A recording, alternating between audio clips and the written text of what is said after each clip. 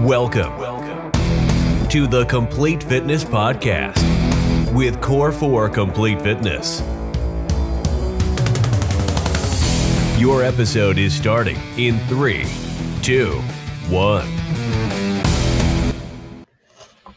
Hello, everybody. Welcome to another episode of the Complete Fitness Podcast. It is Valentine's Day, so my Valentine is here. That's not why. This is because I have been trying to make a podcast for 2 days now, and this is the last chance to make it happen. That's why it's so late. It is Wednesday. Normally, this thing would have been out at 6 a.m., and you're going to get it maybe at noon. Hopefully you listen. If not, it's a Thursday morninger and you missed Valentine's Day. But that's okay. Anyway, I am here with Chandice, my wife, back by popular demand. Hello, everyone. She says hello, obviously. She said hello. As you heard. How are we doing? I hope your Valentine's Day is off to a wonderful start. This just has me thinking gratitude. You know, how cool is it? Valentine's Day and me and you are here. Mm-hmm. It's a Wednesday morning. Wednesday at 10:15 in our life, by some miracle, allows us to be here together. That's pretty sweet. Babysitter with the boy. Makes you never want to complain again. For sure. When you think about that. I agree. The majority of people do not work in that type of scenario. Scenario? Scenario. I say scenario. Who says scenario? I feel like that's like a highbrow. Yeah. Scenario. That's what all the people at the restaurant we just ate at for your birthday would pronounce it. Probably. That was fun. Chandice's birthday was last weekend. I completely wowed her. Unbelievable husband. Unreal husband. Unreal dad. Great. Entrepreneur. Whatever. All of the things. Very good at it. Very talented. Very handsome. But enough about me. We went and we saw Wicked, which was a great show. It was very good. Yeah, and now it's 3 days later, Valentine's Day, and the beat goes on. But what are you grateful for in this moment, since we're talking gratitude? I think coming off of my birthday weekend, everything that you and I did together, and then Sunday seeing my family, being all together, I got to say, a fun day. That was fun, yeah. I got to say, I'm really grateful for my relationships in my life. As you get older, your circle kind of gets a little bit smaller, but you really, really are grateful for those people. And your relationships change over time, and you just feel, this past weekend, I felt really loved. And, it wasn't about how many people sent me a text message or on social media or anything like that. That used to matter a lot. Yeah, it's weird, huh? So, I'm just grateful for those close relationships that I have, and making those, it's just special. So I would say that is what I'm grateful for. My family, my friendships, obviously you and Rowan, which is, different relationships and everything, but that's what I'm most grateful for right now. I agree. And I think about that a lot. Good. It's a genuine life hack to just be grateful, Obviously, I found 5 minutes before bed, 5 minutes in the morning, especially when you wake up, you don't want to get out of bed. It's freezing cold. Yeah. You're like, ugh, my alarm's going off. Yeah. The last thing I want to do, instead of just, obviously I stop my alarm first thing because it's annoying. But instead of just looking at my phone, I make myself just lay there and just find something to be grateful for in that moment, something small. Right. Like I'm grateful that I'm in a bed. I'm grateful that my alarm went off, because if it didn't go off, it's one of two things. I'm dead, which would obviously not be good. Or I overslept my alarm, and then my day would be chaos. Yeah. So that's kind of a good way to started with the more dramatic one first, huh? Dead. Well, if I don't hear my alarm, it means I'm dead. But that is a piece of advice that you have given me and it helps me quiet my mind too before bed. Yeah. If I notice my mind start to go, which is my absolute favorite time to bring up any sort of thought or problem right before we're about to go to sleep. Did you pay the water bill? Or whatever it might be. But that's a really great way to calm and quiet your mind too, is just kind of sit there and go through 3 things. They can be anything. It's usually the first things that pop into my head because it's, it's the things that I'm actually feeling in that moment. So I think the big thing for me with gratitude in the past is everyone goes, oh, do your gratitude, practice gratitude. You would almost always feel guilty from not saying stuff. So then you would just say everything. I'm happy for my health. I'm thankful for this. It's like, just because you're not saying it in that instance doesn't mean you're not still grateful for it. And I would almost feel like I was talking, almost like when you win a Grammy, which I've done many times, when you're up on stage and they always go, I'm forgetting people, but I want to thank this person. I want to thank this person. Mm-hmm. And they say the stupid virtue signal thing. And they go, I want to thank this person. Then they go, I know I'm forgetting people. I'm so sorry. It is the same thing. It's not that you're less thankful in the moment with the gratitude. But what I did is I just, kind of started shutting out that noise and be like, just say what you're grateful for now. It doesn't mean you're not grateful for other stuff or less grateful. It's just a way to be genuinely honest. And it forces you to take a break from whatever you're doing. And we are able to pick when we handle things. Like, obviously, if you're sitting there and you get a text message and it says the house is on fire, you don't get to pick when you deal with that. That's the moment you deal with that. When you learn that information, that's when you go, oh my God, my house is on fire, blah, blah, blah. And then the terror ensues. Yeah. But when it's the normal classic day and we just get through the end of our day, we don't have to be handling everything. We're allowed to go, okay, it should be more than 5 minutes, but definitely the last 5 minutes, the last 10 minutes, the last 15 minutes, when you're just in bed, you and your spouse, or whether you're single, whatever it is, should just be positivity to the best of your extent. Even if you had the worst day, that needs to be just dedicated to finding some good. And it sincerely will change your life. Changes mine for sure. And it just gives you, because in the moment that you are grateful, that's all you can be. Unless you're bullshitting. Unless you're just going, oh, I'm grateful for a car, and you're just like being very superficial and just saying it to say it. But if you genuinely go, wow, I am so grateful that everybody is healthy. Rowan was sick a couple weeks ago. And so now anytime he's just not sick, it's like, wow, it sucks when he's sick. Absolutely. So just him not being sick, I know it's hard at work. I know there's other stuff going on in life. There's this. I got my personal things going on. You have your personal things. I'm stressed and this and that. But right now, I'm just grateful that he's fine. And that's really the only thing that matters. Yeah. And it just helps you just kind of go, okay, I'm good. I'm laying in my bed. Another thing I'm grateful for, that I have this house that has heat. We want to move, which is a whole stressful thing. But when you put it in perspectives of that, you go, oh, it's so. Yeah, definitely. And that's something that, or I would say, becoming a parent, I've been kind of forced to do, is slow down a little bit and let things go. That was one piece of advice I received from a friend. It's actually Josh. Joshy boy? Yeah, we were at Corey and Hallie's house. I forgot. I think it was Ella's birthday, and I can't remember exactly, but I was kind of, we were just talking, and he just said, you got to let things go, because otherwise you're going to drive yourself crazy. And that's so true. Every once in a while, when I can feel myself, when everything's just, feeling really stressful and like I'm overwhelmed and I want to do this and this and this and this and this and this, I say, okay, you got to let a couple of those things go. You got to let it go.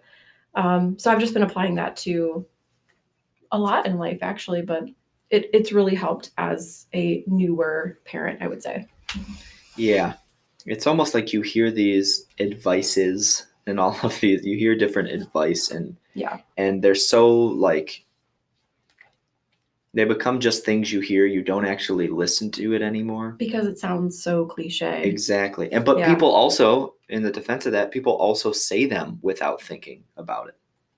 Like, I can't stand when we watch reality TV shows. What were we just watching? Was it The Bachelor? The new Bachelor season? And like, everyone's just saying stuff. And they're fully just regurgitating things they've heard before. Nobody is saying anything genuine. Right. And a lot of the world is like that now. And you see it even in trends on social media. Like, everyone says, I'm dead, when they think something's funny. Yeah. They say it with a fully straight face, barely laughing. I'm dead. Yeah. It's like, well, you've taken out the meaning of this is so hysterically funny. Oh my God, I'm dying laughing. You've ruined all of that by just going, I'm dead. Dead. And we do that with a ton of different things throughout the world. We go, oh, I'm so madly in love with you. You're amazing. You're so sweet. You're kind. I'm trying to think of like very, very common things to say, you know? And it's just like, it gets to the point where it's so refreshed, and you might as well be saying nothing. You're saying it just because it sounds good to say, but you might as well be saying nothing. There's no substance to it. Right. And the thing that's crazy is when people sincerely say things, you can feel it. You notice, like, I feel like people know when people are sincere way more than we give credit for. Like, yeah, that's true. I don't think bullshitters get away with as much as they think they do. I think everyone who kind of puts on a facade and bullshits and thinks they're getting away with stuff, I think most people go, Yeah. I do. Interesting.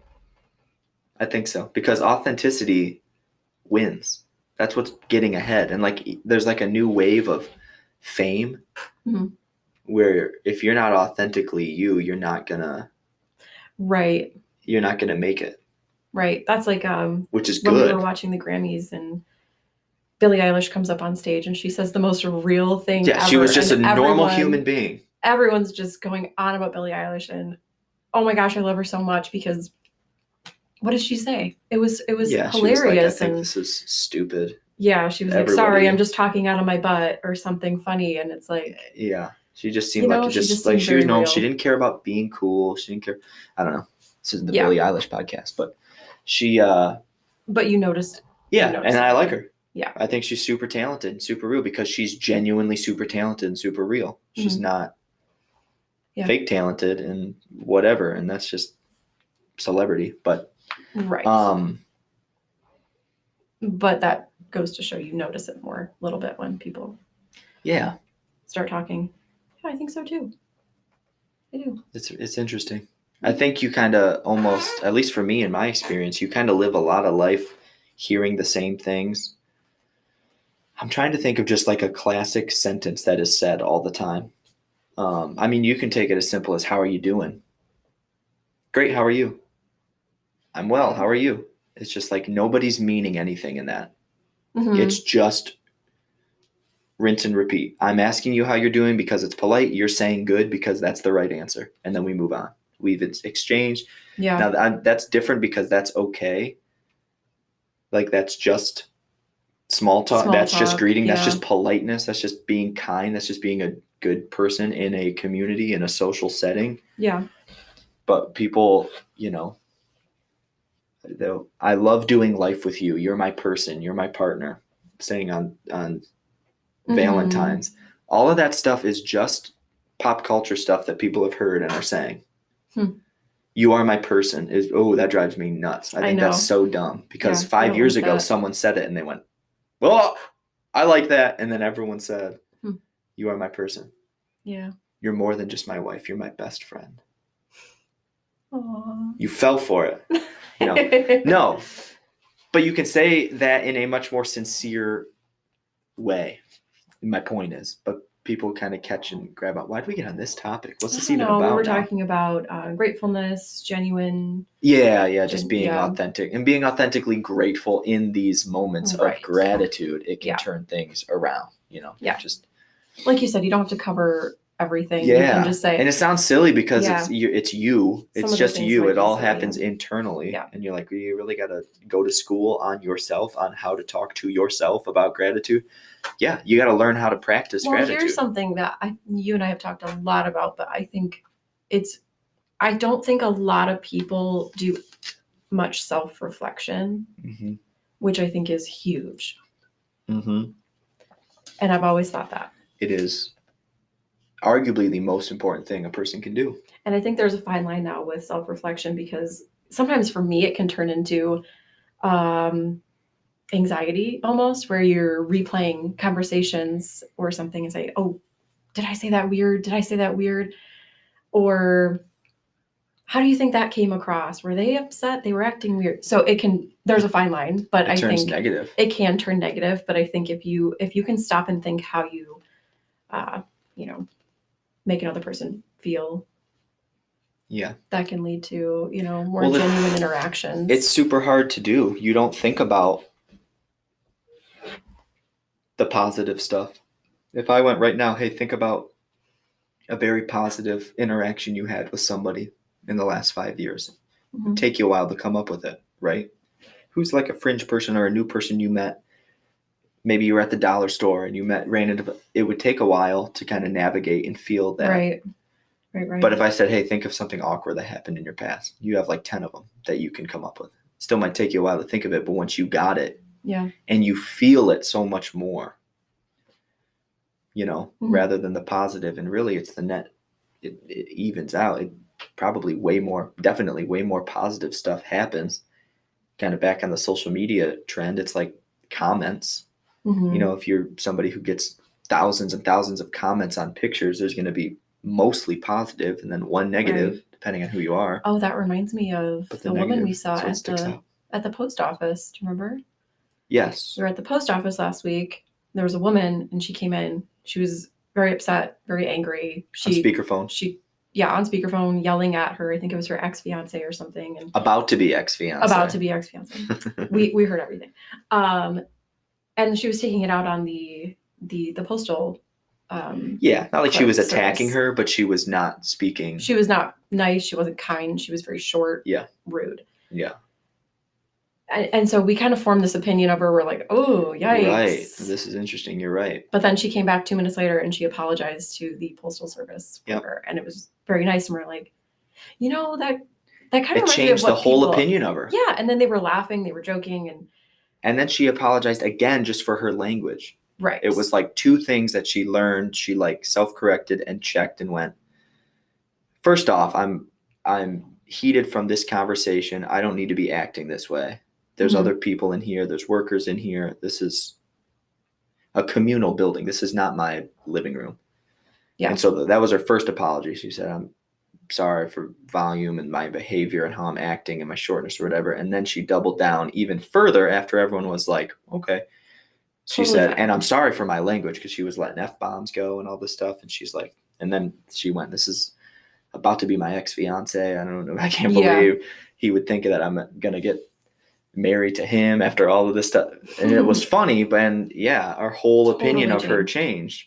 Yeah. Simply because she then you almost admire the person for being like, oh my gosh, what did I just do? I just made this awkward for, everyone here. And she took a second and we had such different opinion. At least I did. I'm sitting there in my head trying to write my sister's address on this package. And I'm going, this chick is crazy. Amazing. What is she doing? This is uncomfortable. But our point after was that's not something you can do online. Or people don't do it online. They don't go back to a comment that they said to somebody and say, I'm so sorry. This is what, was happening. I had a moment. And so it just, that kind of goes to show that it can just be so negative. And it's also phony. Yeah. It's super phony. That's why, but you got to take the positivity as phony too. If you're going to go, okay, everything I hear online is the negative stuff is just people being mean, faceless. It's whatever. Yeah. You got to do it with positivity too. So we got to stop looking so much for so much gratification in this fake universe. I think a big thing would be to stop turning to it. For it. For it. Yes. Stop seeking. Yeah. But a lot of us do, because we all just stay home now. Right. It's just our whole lives exist online. I was thinking about Ben the other day, and Ben's my little brother. For those that don't know, it's 18-year difference between him and I. Secondly, my half brother. He's my brother. And just to explain why there's 18 years between us. But his life obviously way different than my life. But he plays basketball on a basketball team and goes to school. Obviously, that's still a thing. But then, like, his hanging out with his friends is from his room on his Xbox. So, like, all the friends just get online and then they play together, and that's the hangout. That's how you hang. You don't necessarily go to your friend's house. Now, he does sometimes, but us growing up, if you were going to hang out with Al, you're going to go hang out with Al. There's no just, oh, we'll hang out virtually tonight. Right. And that's getting fewer and far between. I bet you there are many people, many people, whose best friends, either they've never met before or fully exist online. They've only hung out together in person a handful of times. It could be. And I don't know, there's just a lot to it. Like, people still need people rules, right? And I've talked about this on the podcast 1,000 times. We still gotta interact. And it's no coincidence that as this happens, our depression's at an all-time high, obesity rate's at an all-time high, anxiety's at an all-time high. You know, when I tried making this podcast before, I know we gotta wrap it up, as they say in the biz. I know you got a heart out. I have another podcast. Yeah, she's got another podcast to do, a more successful one. The handsomer host.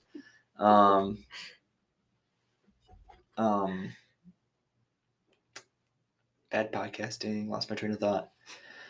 What was I saying? Oh, nope. Lost it again. What was I saying? The importance of those friendships, relationships, and in person. People still need people. Yeah. People. Oh yeah. So during COVID, we were all forced to not do anything, and so I picture comfort. We talk comfort zone all the time on this podcast, and I thought of this kind of analogy. And I haven't talked to you about it because, as you know, I come home to you all the time and go, hey, what do you think about this thought? What do you think about that thought? And you just go, you've had better, you've had worse. So imagine a comfort zone is constantly shrinking. Think of a bubble. We're all in a bubble, right? And it's constantly slowly creeping in. You do something to push your comfort zone. Go to a workout, boop, it pops out. And then it goes, starts to creep again. Next workout, boop. Really big workout, boop. And that's just one avenue. Then there's, job interview, and then there's get married, and there's buy a house, whatever the thing that is challenging to you. It's an accomplishment, something that you accomplish. People need to accomplish things. It's the way that we are designed. We can't be purposeless. If we're not accomplishing things continuously, we lose our drive, we lose our purpose. And a person without purpose will never be happy. Purpose is huge for us. Right. So during COVID, we were all forced to not leave our comfort zone, and everybody shrank real low, right? So our comfort zone is way smaller. That's why if you reflect back on your personal COVID experience, or anybody listening, your personal COVID experience, it's going on 4 years now in March, which is why I brought up COVID, which is insane. But you think about the first year or two when we were fully locked in. We didn't have to go to work anymore, so it doesn't seem like it, but those mundane tasks of waking up, sitting in traffic, going to work, packing a lunch, doing the small talk with people, that is all outside of our comfort zone. We're not chilling in pajamas at that time. So we're buffering, we're pushing this out for us, right?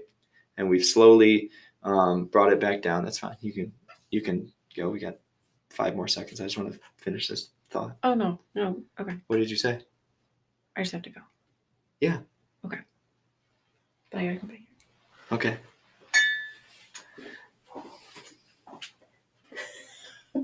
Don't I know it? That was a great thought. I'm sorry, it was a great thought. Your best yet. Yeah, thanks.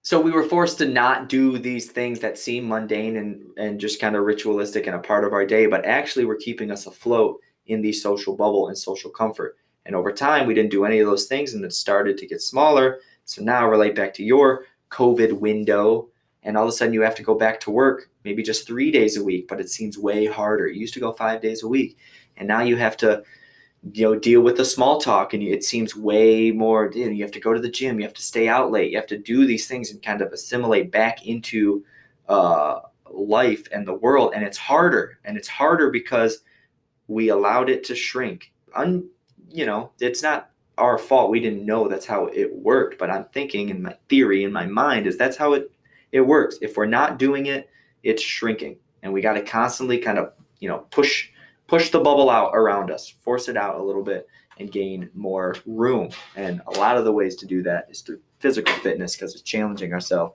and then everything else in being productive and having a purpose.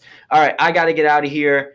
I love you all. Thank you so much for listening. Very, very exciting. Going forward, every podcast pretty much will be a 2-person podcast. We have figured out the way, finally, only about 2 years too late, to basically do like a Zoom call, which you see on more successful, more popular podcasts, more like a Zoom call where it'll be myself and Corey communicating, having actual dialogue, kind of like me and my wife just did, to constantly improve our mindset and hold us accountable in the gym and in the world of mental health as well. That's all. I will see you next time. I love you. Bye-bye.